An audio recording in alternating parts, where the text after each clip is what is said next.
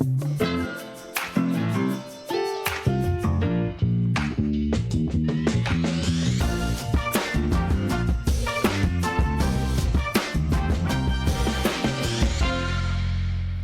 right, good afternoon, everyone, and welcome to The Forum, a weekly program of the Columbus Metro Club, where we cultivate conversations and connections that truly drive our region forward. My name is Sophia Pfiffner. I'm the CEO and president of the Columbus Metro Club. And for those of you who are joining on live stream, thank you so much for coming from the Ellis in the heart of Columbus.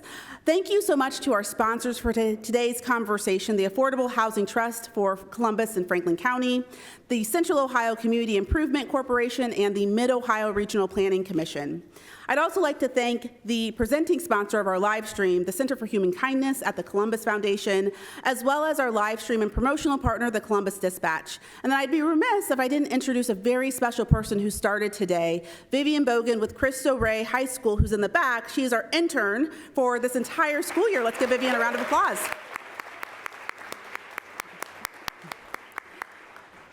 We'd also like to thank our partners here at the Ellis and every single one of you for making conversations like this possible. As you can see, it takes a village, from the places that we gather to the individuals that support getting the word out and bringing people together. So welcome to today's conversation, From Survey to Shovel. Let's get real about regional priorities. Survey data from the Mid-Ohio Regional Planning Commission makes it clear. Central Ohioans want three things: housing, childcare, and good jobs. Our future depends on getting those three things right: more affordable housing, more access to quality childcare, and better pay across the board. To help us dig into how we can get real about those regional priorities, I want to welcome today's panel. First, Lynn Ann Gutierrez, with President and CEO of Groundwork Ohio.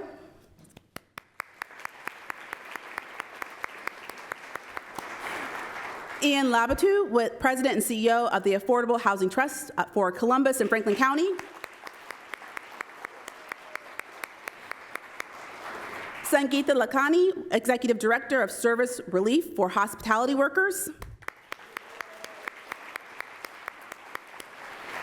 William Murdoch, Executive Director, Mid-Ohio Regional Planning Commission. And our host, Dr. Harvey Miller, Director of the Center for Urban and Regional Analysis at The Ohio State University. Now, before we turn the podium over to Dr. Miller, we'd like to hear a little bit more from Padmini Roy Dixon with the Mid-Ohio Regional Planning Commission to give us some data around the MORPC's Leaders Listen survey. So, Padmini, the podium's yours.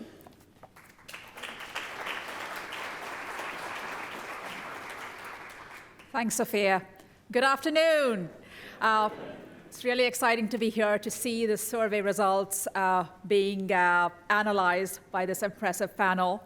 MORPC, just to give everybody a background, is a regional planning commission. We have 90 local government members in suburban, urban, and rural communities across a 15-county region in central Ohio. MORPC every year does a Leaders Listen survey on one of its core focus areas. This year, for the first time, we surveyed economic development to get feedback from area residents on their top priorities, concerns, challenges, opportunities when it comes to the local and regional economy. We received responses from over 2,100 residents. And what we learned from those feedback responses was the point about concerns around access to childcare, limited affordable housing options, especially around workforce housing, and rising cost of living. On the brighter side, residents also told us about their positive outlook when it comes to optimism, when it comes to jobs, as well as support for built infrastructure investments and utility capacities. Today, this impressive panel of experts will address some of those concerns, challenges, and opportunities residents shared with us, and leave us with some clear calls to action. At this time, I'd like to invite today's moderator, Dr. Harvey Miller, to the podium. Thank you.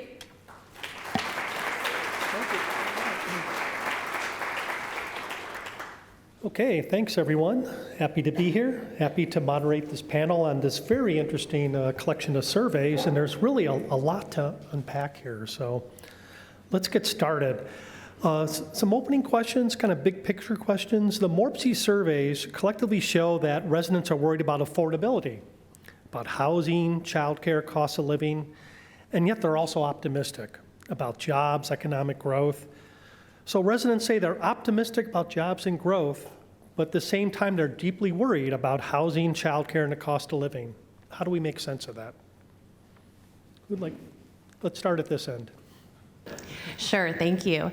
So what I was saying is it doesn't surprise me that there's disconnect. We talk with families and professionals certainly that live in this community and across the state all the time. People are excited, they're building dreams for their families, and then they're also realistically dealing with all of these barriers that get in the way of realizing the dreams for children and families. And as we survey our families that we connect with across the state, these three issues are the top issues in every community, whether you're talking to a business chamber or families or residents. Quality, affordable childcare is something that always has been getting in the way, but is really at a fever pitch right now. We are building excellent jobs for people and families to build their dreams on, and every attempt to fully avail themselves of the workforce is met with a childcare barrier for those parents, particularly of young children, but parents of all ages of children.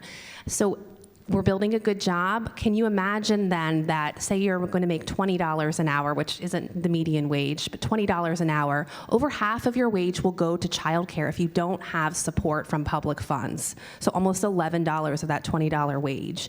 And it's so exciting to be here together talking about these issues because they all weigh so heavily on a family's budget.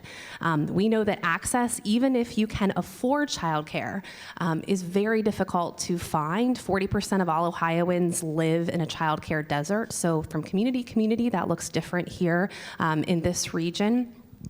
But families also, even if there may be childcare capacity or available slots, who's to say it meets the needs of that family, that job? There's very little childcare capacity that covers shift work or evening work for many of those new jobs we're creating. How about parental choice? What if a family prefers to send their child to a family home childcare and not a center-based care? You don't get choice. And from affordability standpoint, the average cost of infant care across the state is almost $14,000 a year. And I would say in Central Ohio, my youngest is 8 years old, so I have some recent experience in this. $14,000 a year is pretty good. I was on a wait list for $1,900 a month here in Columbus.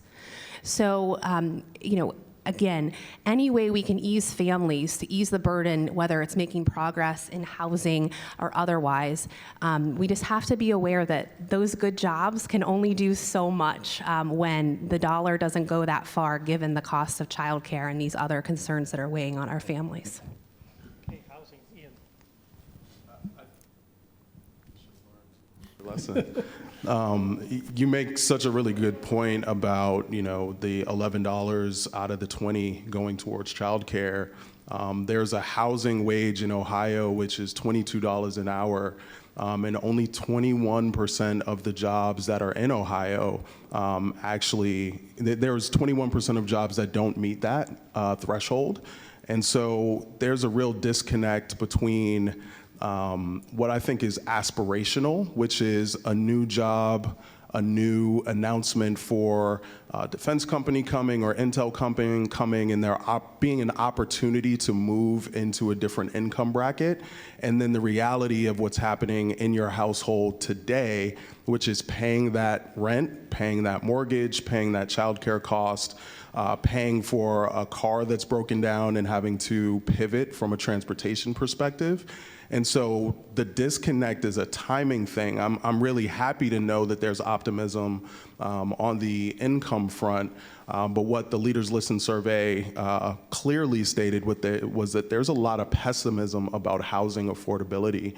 And we have to ensure that we are investing in how we finance housing, how we build housing, how we bring all of our partners together in order to execute on those goals. Because for me, housing stability is what really drives economic mobility. And so if you're thinking about where your dollars are going to and you're spending well over 30% of your income to pay your housing costs, you're worried about childcare, you're worried about all of those other aspects of your life, and you have no real means to be economically mobile, which really and truthfully is the American dream. And so housing affordability is something that we focus on even beyond affordable housing, because that nuanced change speaks to everyone's thoughts around how much they spend for their housing, whether you're in a lower income job or you're making over six figures.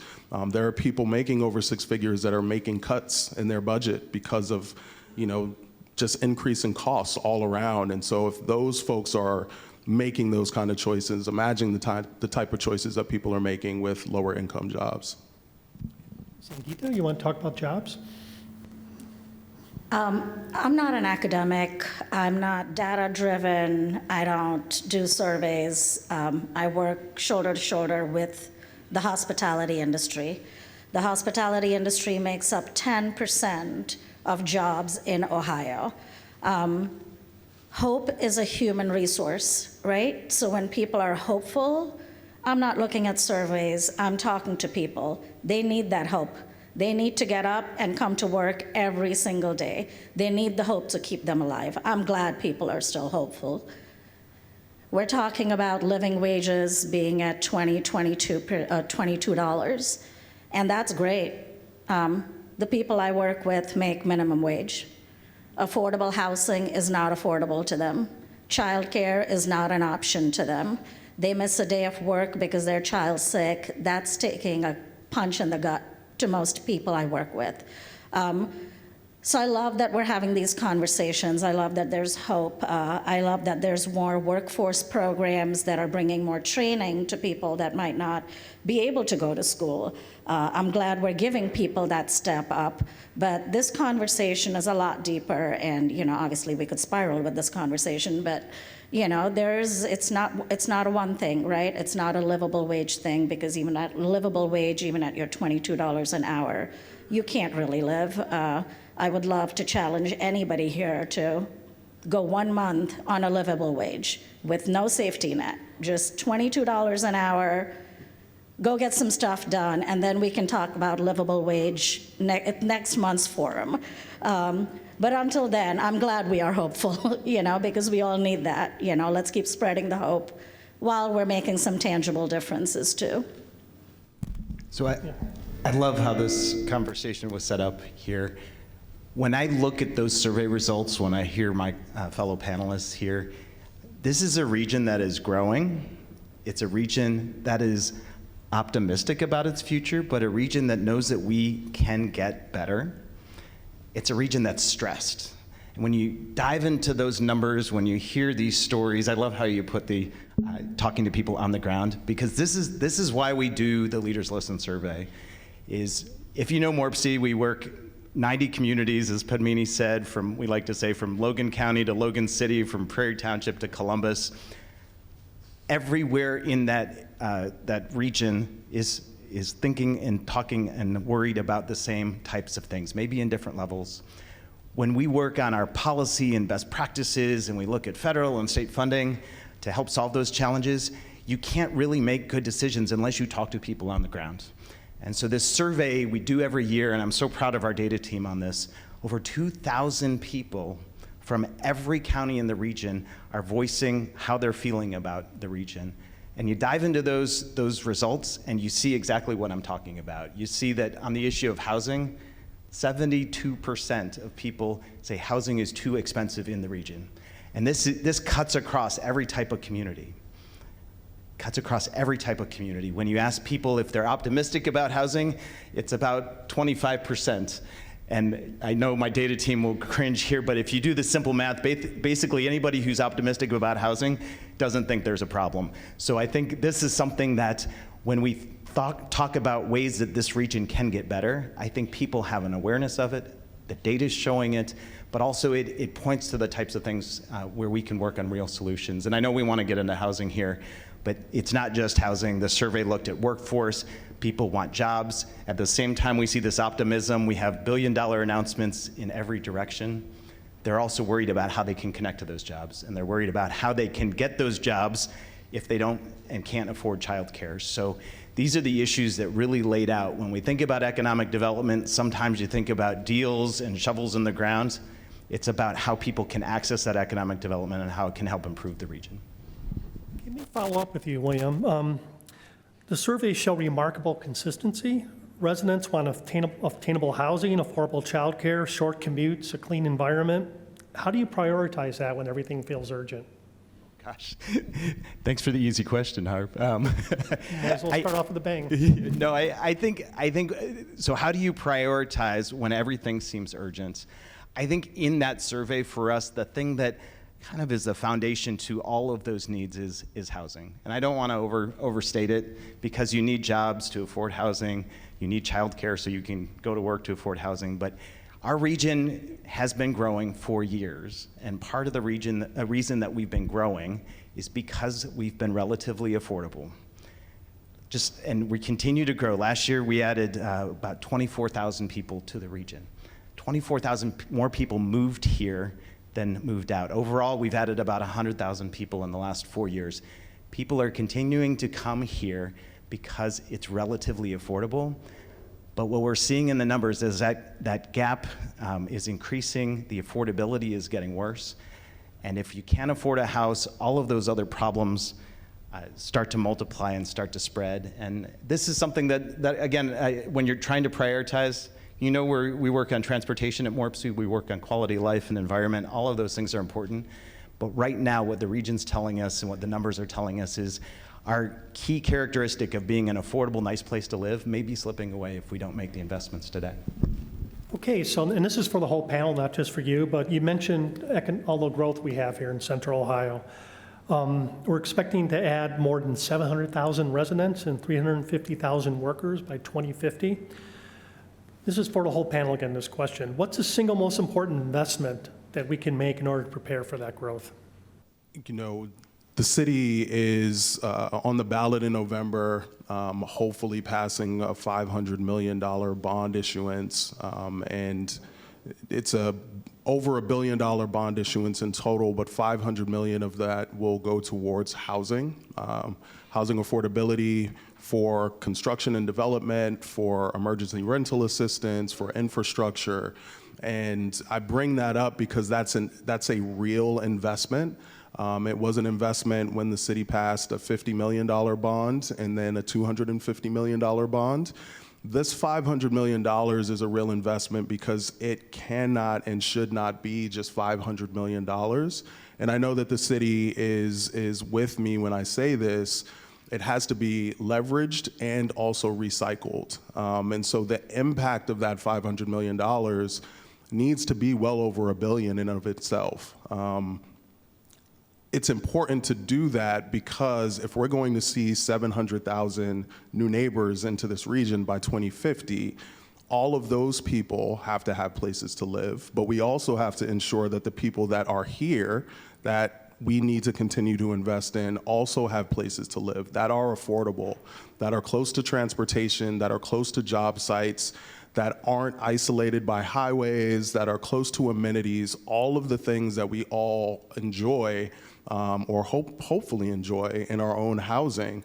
And at the end of the day, it's a fundamental basic need. Security, safety, there's joy inside a home, there's happiness inside a home, there's growth and development inside of a home, and if you stabilize that housing for someone, they can actually have the mental capacity to think about that new job, that new training, that new opportunity that may come across their way. They can think about their health differently, their mental health. Housing truly is the stabilizing force. So that $500 million is going to go a very long way, and I'm excited to know that, you know, obviously the Affordable Housing Trust, but there are so many other partners here in this room who are looking to collaborate with one another so that we can really leverage those dollars and increase that impact so it's well beyond that initial $500 million investment. More about the Affordable Housing Trust and how that works? Sure. So the Affordable Housing Trust, we're a nonprofit lender. We've been in existence for 24 years. We are funded by the county through real estate conveyance fees and also by the city through a portion of bed taxes.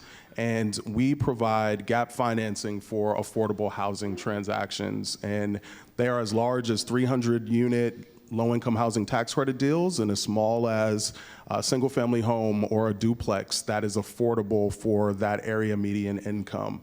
And we play a really significant role in the development community because deals don't get done without low-cost capital. Deals don't get done without public-private partnership. There was a time where some of these incentives were nice to have. Some of these low-cost capital options were nice to haves, but developers didn't necessarily need them. There's really no situation where the necessity isn't so great that a developer, whether they're market rate or affordable, needs access.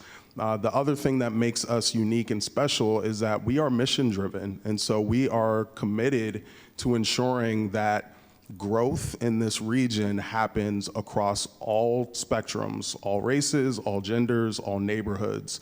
The city is actually hosting a forum that they've done over the last couple of years that used to be called Housing for All, and they've recently changed it to call it How Good is Growth If It's Not for All. I think I butchered the name, but the sentiment is there. And it's a focus more on economic development, and so not just housing, but housing is a crux of it. And it's acknowledging the fact that growth isn't true growth if not all people can raise their hands and say, I'm experiencing it. And so the Affordable Housing Trust takes a very intentional stance in trying to ensure that that growth and those access to affordable housing is there for everyone. Other panelists would like to chime in on what they would invest in to prepare us for growth? Housing is obviously the most important thing to work on. If you don't feel safe, to Ian's point, if you don't feel safe, if you don't have somewhere to lay your head, know your kids are okay, it's really difficult to go to work and actually have a productive day. But you need a well-paying job to get affordable housing, and you can't get housing without that, but you can't get a job unless you have an address to show. So it's, nothing happens in isolation, right? All of these pieces have to play their part together. Like all these pieces have to move together because you really can't do one without the other. But unless you have somewhere to lay your head and know your kids are safe, it's really difficult to do anything else.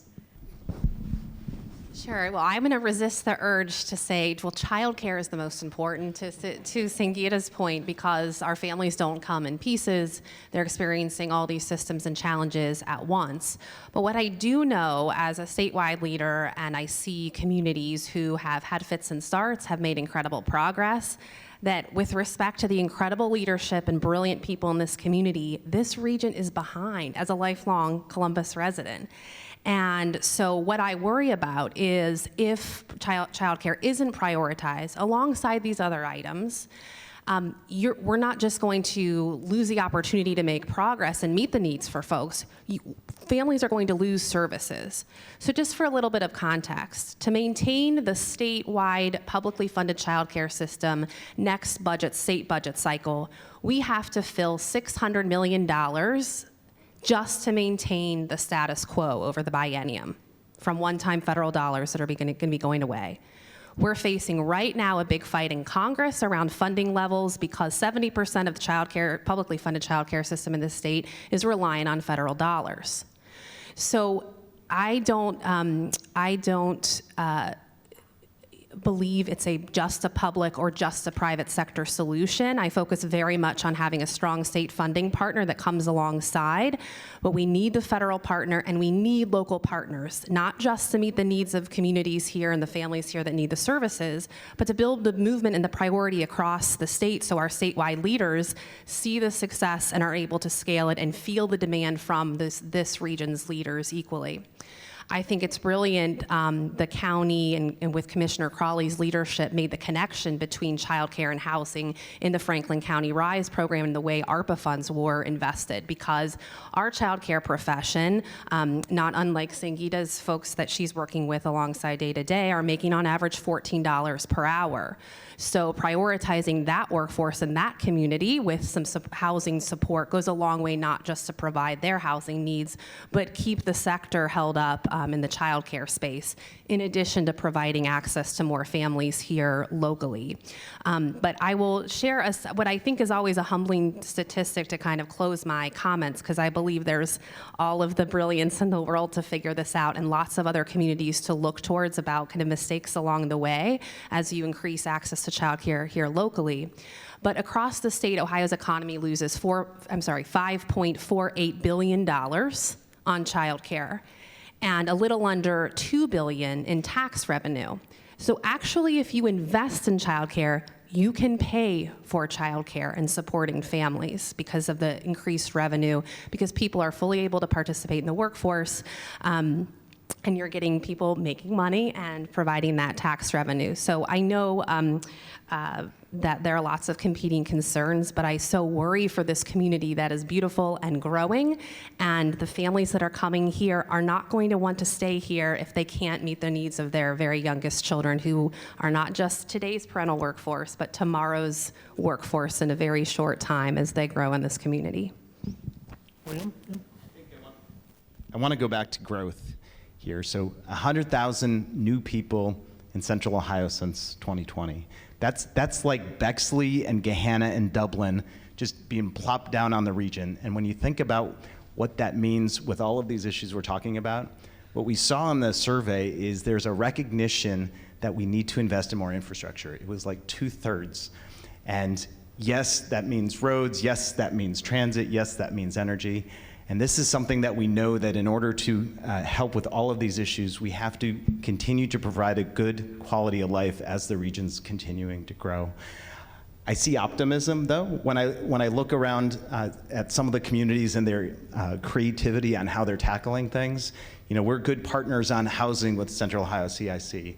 Franklin County helps fund our home repair program and some lead programs. These programs are really getting in to helping stabilize folks' lives as they're experiencing this competition for housing, as they're experiencing this growth. I look at transit. Yes, we'll talk about Lincus really quick, but if you look at Fairfield County, Licking County, Delaware County, they're all reinventing their transit. If you're in Fairfield County, they're trying to deliver a service so that every resident has access to transit to get them to jobs or medical appointments. In Columbus and the CODA service area here in Franklin County and a little bit beyond, last fall, voters realized, and we saw it in the survey, infrastructure is important, it underlies a lot of these issues, and they voted an $8 billion initiative to increase transit service in a way that we've never seen in Central Ohio, to build hundreds of miles of sidewalks and trails so people can actually get from their home to that transit. This is game-changing, and these are the types of things when I look at that survey data and I say that folks are looking towards the future, but they're really stressed. I think the region, whether it's communities or individuals, they're focused on how we can make investments so that we can grow better and not just bigger. Well, I'm going to follow up, William. You said, a lot of things you're talking about sound great. We're moving in the right direction, but I noticed across all four surveys that residents gave planners low marks for meeting their needs. So what's driving this response, and how do we build trust? I'm sorry to keep throwing hardballs at you. No, that's great. I appreciate it. We do these surveys not as a way to stroke our ego, but to ground the work that we do. So we ask this question: how are leaders doing on these various issues? And if you dig into the survey, they will say things like not good. They will say we need to do more and our leaders aren't doing enough. And I think this is an important rallying call here. I mean, we have countywide elected officials here, some mayors. I think they hear this in their day-to-day when they're talking to residents. But looking at the region as a whole, the expectations are really high. And as planners, we're no different. And that's part of the reason we did the survey, is to make sure we're not just looking at best practices and saying, well, $8 billion, check. but looking at where else can we push, how are these programs working. And I'll give you a great example. I know we keep going back to housing, but it's a really pressing issue when you look at the survey. We administer some programs, federal and state and utility, to help people stabilize their homes. We keep them warm, we keep them safe. Robert Williams, our director, is here. And when you look at how those programs have changed over time, they haven't changed very much. The level of income you need to access those programs hasn't moved very much. It's based on 80% median income. And well, what does that mean in a region like this? These programs are for homeowners. And if you look back the last 5 years and you look at the median price and where things are going, the program's designed to help people who are on the edge, who are homeowners, well, they can't even afford a home. So this is something that, as policymakers, as planners, we need to take a hard look at things like that. Are these programs working? Are these funds that we have, are they really having the impact to get in front of these things? Let me ask about another tension I saw in these surveys. It appears that residents want bold action, but fewer than half said they'd support higher taxes for infrastructure and services. So how do we reconcile that tension? This is really for everybody, not just you, William. I don't want to keep putting you on the spot with these tough questions. So you can't ask me. Whoops. I think there's an educational component to people really understanding what does infrastructure mean. At a good kind of pre-forum conversation with a gentleman who is a known architect in the room, and if someone says affordable housing trust, there are a lot of people that don't know what it is that we do and that they could actually access our funds to develop. If someone were to say, I want to build an ADU in my backyard for my aging parent, how difficult is that process? Who do they go to? There's a lot of unknowns and there's a lot of barriers there. I used to work in a space where my job was to either lobby on behalf of certain initiatives or help walk people through complicated kind of, sticky, messy processes in order for them to get done what they needed to get done. And so if there's an opportunity for public officials and for city government and county government to continue to educate, but also streamline things, make things easier. For example, what we've done with Zone N and what the city has done with Zone N, making things easier for people to understand so they know what's available to them and how to go through the process, that goes a long way to not only seeing results, but just building trust. And building trust is such a huge thing in relationships, in all of our personal relationships, professional relationships, and we should have strong relationships with our public officials and our public servants. And so educating people, making things easier, streamlining processes so that people can just gain access in an easier way. And I have seen a commitment from the county, from the city, from cross-sector collaborators, from public-private partnerships. People are realizing that that's a way to decrease costs, get people on board with initiatives. And so there's been, I think, a different level of investment in doing those things. And I think we just need to continue to do more of them. Others want? Oh, please go ahead. I think when, you fill out a survey and you're like, oh, the leadership isn't doing enough. Nobody ever likes their boss, right? So, of course, the leadership isn't doing enough. But I think they're just so removed from what's happening behind closed doors. It's, giving people access by saying there's a portal that makes it easy for you to apply. When you're talking to a majority of people that don't have access to a laptop to then go to that portal, you've already lost this demographic. So to say that we're streamlining things and we're making it easier and you can go to the library, well, there's not a bus that goes from from the shelter to the library, so I can't make it to the library. Once I get there, I have a reading disability. I don't know how to work said computer. I don't know what I'm supposed to be looking for. I don't even know the questions to ask.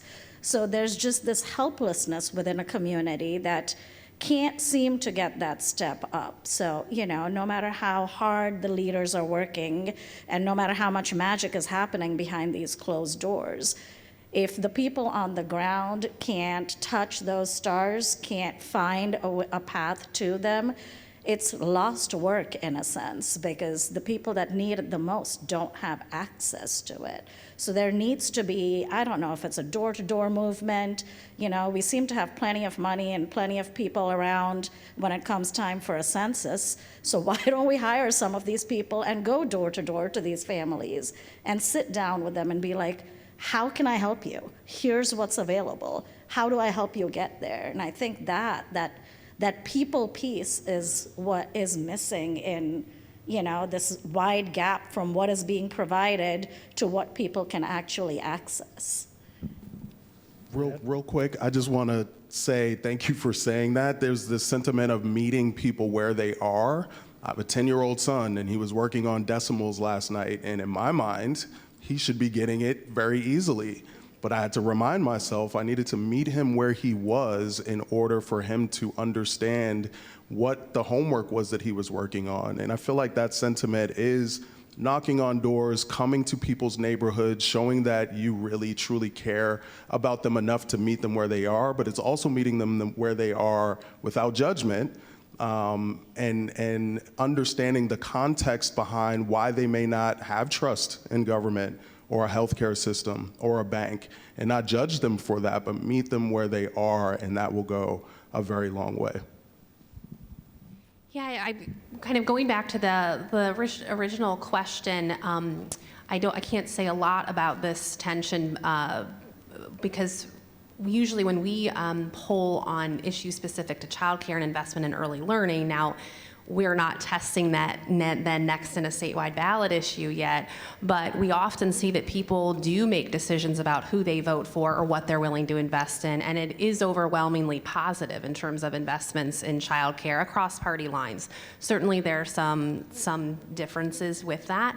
So I think that's an opportunity, economic development broadly and the way families view their work. We've started to socialize that childcare is infrastructure, but I think we use a lot of lingo, and when we go to make those relationships with families, we oftentimes can get lost in our own sauce. And so we do a lot of survey work as well, but we've done a lot to invest deeply in participatory research. It would be like the most stuffy way to say it, but really just family voice engagement. So there is a very grassroots component to this, and building the movement and building the willingness for residents and to pressure leaders and residents to also hold themselves accountable to investing back in the community. And for so many, they feel that they have been left behind because it's a survey here or there, and we're guilty of this too, right? But closing that feedback loop.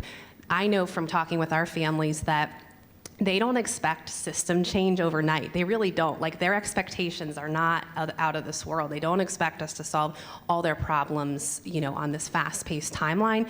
But they do want to know, here's what I heard you say, and here's what the next step is we're going to take with this feedback. And oh, by the way, we will come back and actually follow through on coming back to circle back with them. Okay, great comments. Everyone, it's CMC's longstanding tradition to take audience questions, and we're going to move to questions from our live stream and in-person audience in just a minute or two. If you have a question, please make your way to the microphone in the back of the room. If you're joining us online on YouTube, you can type your question into the chat. And before we take audience questions, I have one last question. Let's call this a lightning round. What's one word you think that Central Ohio residents would use to describe the region today, and what's one word that you would like them to describe the region in 2040? One word. Oh my gosh. Can I hyphenate? One word for today is growing, and 2050, better, if we do it right. Hopeful, still hoping.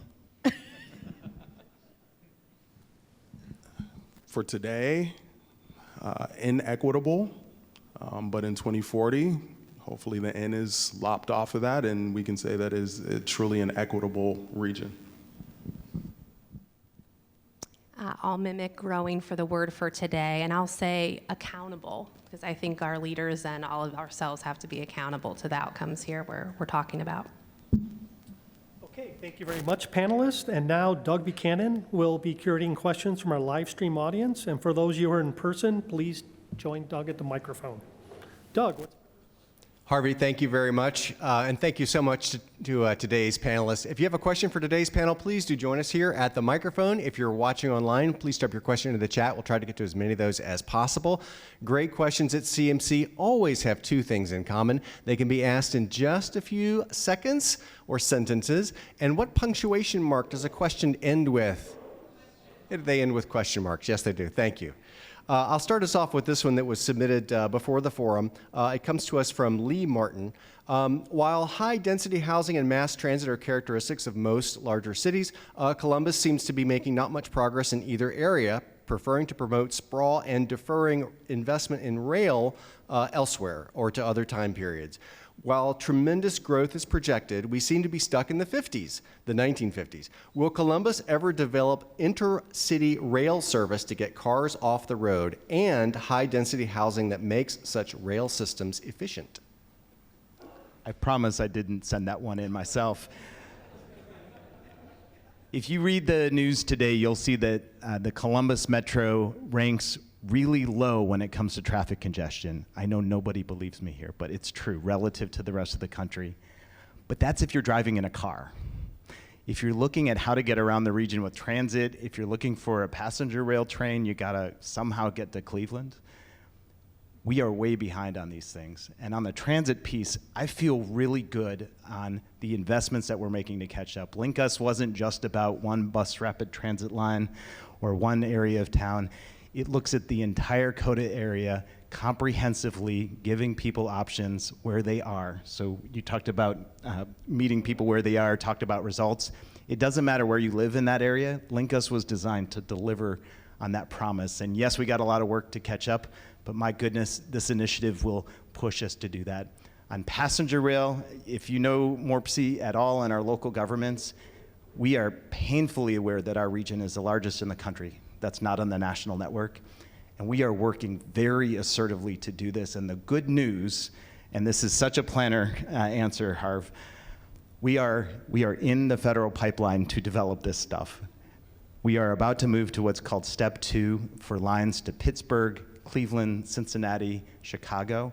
There is real work being done, real money being put to it. And over the next year or so, we're going to have that answer of how fast will it go, where will the stations be, how will this impact us? So there is reason for hope. We're further along than we've been in a very, very long time. But my goodness, we're going to need everybody's help to keep pushing us and holding us accountable so that we get it done. First of all, thank you so much, panel, for just a truly wonderful and insightful discussion this afternoon. Get us all thinking about all the things that can make Central Ohio even better. My thought goes to trying to understand when we're talking to people either in Columbus, the inner ring suburbs, the exurbs, wherever, everyone seems to say, yeah, we need housing, and sure wouldn't it be nice for it to be affordable. But somewhere, certainly not the first to observe, there's a disconnect. Where is it that disconnect happens, that some of our communities, such as my hometown of Grandview Heights, talks a lot about the need for affordable housing, but when it comes to actually doing something, it's crickets, it's excuses. What can we do? Well, first of all, what's the reason for disconnect? And what can we do to solve that problem so it's not just Columbus who's trying to solve an issue that we all need places for our folks to live when they are not working? How do we fix that? Where's the solution to try to, what's the strategy to try to get our other governments to take part? I'll go back to talking about meeting people where they are. The city of Columbus, we have the opportunity to build high density along some of those transportation corridors. We've changed our zoning code, which hadn't been changed in 70 years, to allow for that. But we can't have the expectation as a metropolitan city that some of our exurbs or even rural communities are going to adopt the same level of density. It's just not, it's not practical. But there can be changes in those areas, and we can tie those changes to outcomes. And so the conversation to me has started to change over the last couple years as to not just driving affordable housing and trying to tell other communities that they need to adopt affordable housing principles and practices. It's having that conversation about housing affordability and the why behind it. And it's talking about jobs. It's talking about opportunity for economic mobility. And, housing used to be seen as a byproduct of economic mobility. Jobs will come, companies will come, housing will follow. It's not the case anymore. Housing has to actually be there for companies to bring jobs and for growth to happen in existing companies. And so I think framing the conversation around why housing affordability is important, and most things that get done become narrative driven. And in certain environments, affordable housing has a stigmatized viewpoint. Someone sees a particular type of person when you hear that. They think about the impact it's going to have on their school systems, kind of all the tropes that we've all heard.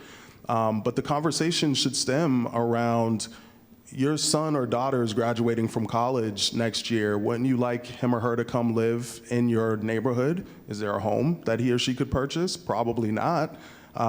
Your mother or father is aging and you want them to be closer to you so that you don't have to invest in transportation. Where are they going to live? That's housing affordability for senior living. And so it's putting a face on what that means and meeting those people where they are so that they can really feel like they have ownership. And I'll give a plug to what's happening in the city of Columbus and regionally. The city and the county have been working on this regional housing coalition, which is going to hopefully be one of the drivers of those conversations and bringing education, bringing information, and meeting people where they are so that some of these areas are building affordably and densely in the ways that make sense for those areas so they don't feel like the city of Columbus is dictating to them.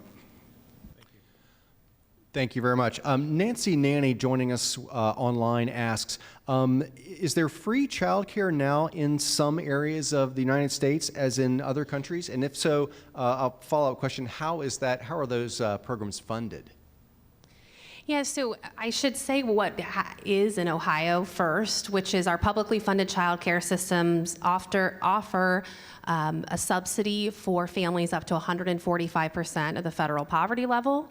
Then recently, the governor has invested and the legislature affirmed continuance of this investment to also have a child care choice voucher program to serve an additional 12,000 families across the state who are making between 146% and 200% of the federal poverty level.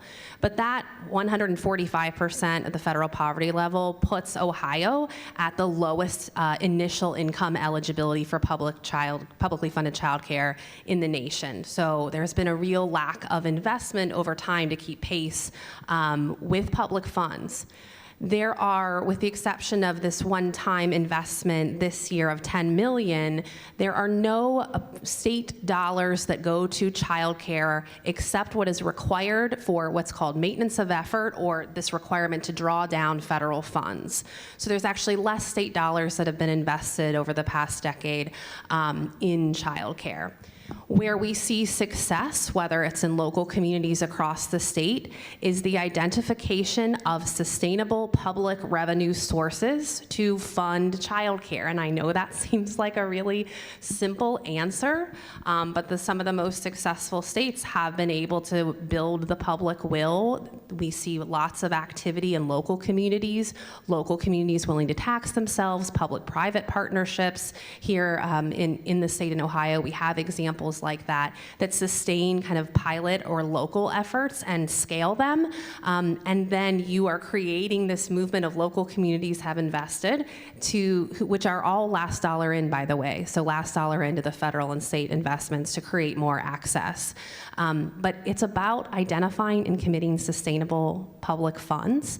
There are lots of opportunities for public public-private partnerships. We are definitely in our innovation area in that space as a state and nation. There's been some grants going out from the Department of Children and Youth at the state level, working with employers to solve employee childcare barriers. But if you can think of the best childcare investment that an employer of yours might have in this room, you know that it's meeting some of the demand of the employees, right? Let's take an on-site childcare that serves 50 children on a large campus. Again, that's meeting part of the need or the demand for the employees that work there, let alone the community members that are supporting that business. So it's part of the solution, but dedicated public funding is absolutely essential. So other states that have seen more recent success have found those sustainable public sources, and it's been either certainly by state and local leaders that have identified those, or by the voters themselves through local and statewide ballot initiatives. Thank you, Lynn. We have about 4 minutes left for 2 final questions, so about 2 minutes a question. Thank you, panelists, for a really very interesting discussion, very timely. My question really comes on the heels of what's happening at the federal government, the disinvestment there, and what more could be done kind of at the state level. And if you had your magic wand, what would you have put into, this is really to Lynn Ann, the state budget that would have provided sustainable, dedicated public funding? Because I think that's essential, but it sounds like that's getting lost really kind of at the state level and at the federal level. Thanks for the question. Well, I think first we would have loved to have seen $600 million of state funding to sustain the system that's built up just to maintain the status quo beyond fiscal year 27 at a minimum. Because without backfilling that money next budget, which is a big number to accomplish in one budget, we've been asking for this incrementally over time, people are going to lose services unless another funding partner comes to rescue us. And at the federal level, even the best proposal in Congress right now for funding over the next year for the Child Care Development Block Grant is a very, very modest increase from the Senate markup. And so it's not keeping pace with the increased cost of care. So again, at least the ability to operate the system moving forward. And then specific investment additionally in solving for the child care workforce, because you could invest $100 million tomorrow just for seats in Franklin County, but you couldn't serve those families because the programs cannot find staff and recruit and retain and then keep staff who are making on average of $14 an hour. Childcare is expensive, and I've talked with lots of business folks who are like, how can we just make this a little cheaper? I'm like, well, we can't lower workforce wages. You can't even get folks to stay with you at that level. And you can't, this is not another product. These are our children. These professionals are building brains. So the hill I will die on is around ratios. So in the state of Ohio, there's 1 teacher to 5 infants or 2 teachers to 12. And I dropped my daughter off this morning. I don't know, how many of you have taken care of 5 infants at once? Whoa, okay? So their ability to have their care met, let alone that high quality interpersonal interaction that builds their executive functioning skills, that builds the brains that you want for your workforce tomorrow, that is just not possible. And so while we can make efficiencies and improve the system, and we've done a lot at the state level to reduce administrative burden, those types of things, we can only create so many efficiencies. This is an investment, and for every $1 invested, you get 13% return on investment, and that's coming from our Nobel laureate economist James Heckman, not just Lynn Ann Gutierrez at Groundwork. So if we invest in our young minds today, we'll see that investment return in our community from savings across all of our systems.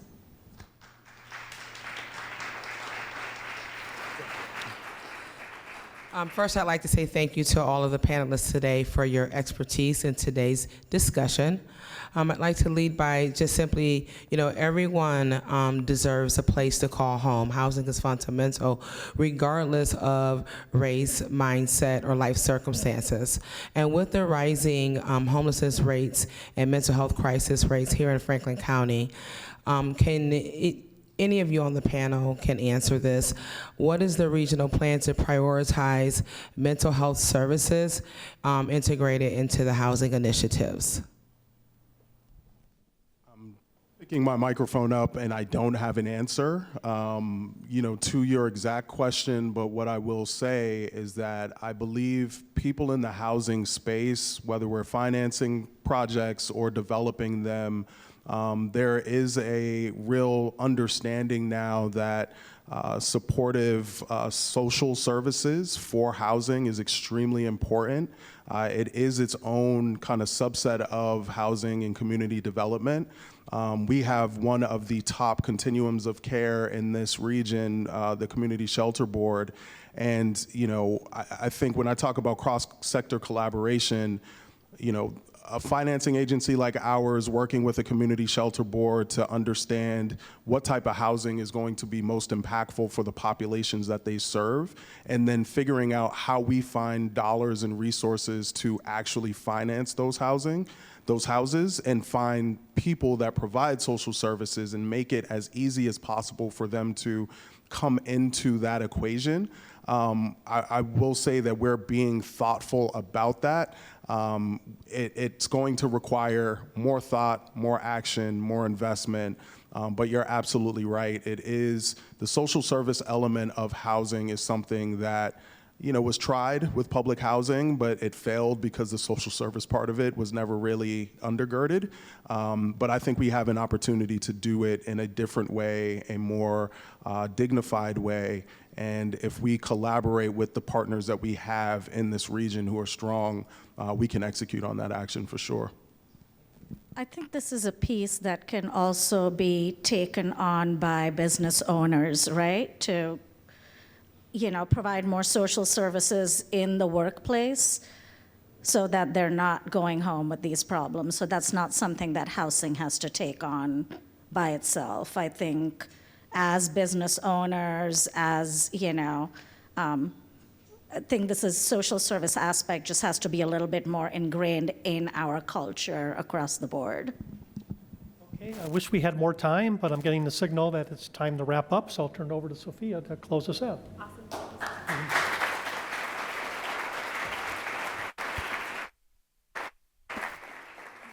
I hope everyone found today's conversation enlightening. I certainly did, and I know that we could certainly have probably 5 more hours, and that's not even enough to dive into some of the topics that we discussed. A quote that really stayed with me today, I'm going to pause for a second. A quote that stayed with me today, there we go. A quote that stayed with me today was, "Hope is a human resource." Hope is a human resource. And as I was thinking about what does that mean in practice, hope fuels action. It's a tool for resilience, but it's this shared capital that we all need to believe in, that we should be investing in. So for everyone who's in the room today, oftentimes we hear conversations and we go, oh, they're doing really great things, or they're not doing such great things, and there's some room for improvement. My hope is that for every person who's in this room today, for those who are tuning in online, that you'll think about how can you support solving and contributing to our opportunities around childcare, housing, and jobs, and your own role, whether you work outside the household or if you work in a large building downtown. I think that we all have a shared responsibility to making sure that this region is one that we want to continue to see to prosper and grow. So with that, I want to thank our sponsors, the Affordable Housing Trust for Columbus and Franklin County, the Central Ohio Community Improvement Corporation, the Mid-Ohio Regional Planning Commission. A huge thank you to the Center for Human Kindness at the Columbus Foundation, and our live stream promotional partner with the Columbus Dispatch, and the Ellis for hosting a wonderful space for us to gather and to connect. But more importantly than anything else, I want to thank our speakers for today. Padmini Roy Dixon, Lenan Gutierrez, Ian Labatou, Sangeeta Lakhani, William Murdoch, and our host, Harvey Miller. Let's give them a huge round of applause.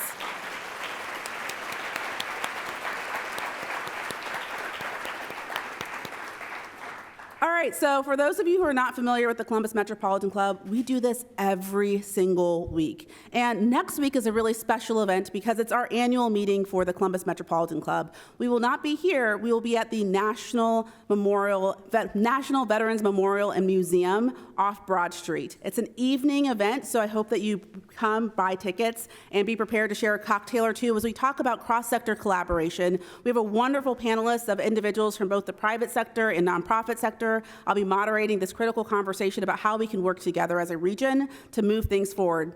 Thank you so much for being here today, and I hope you have a great afternoon. Thanks so much.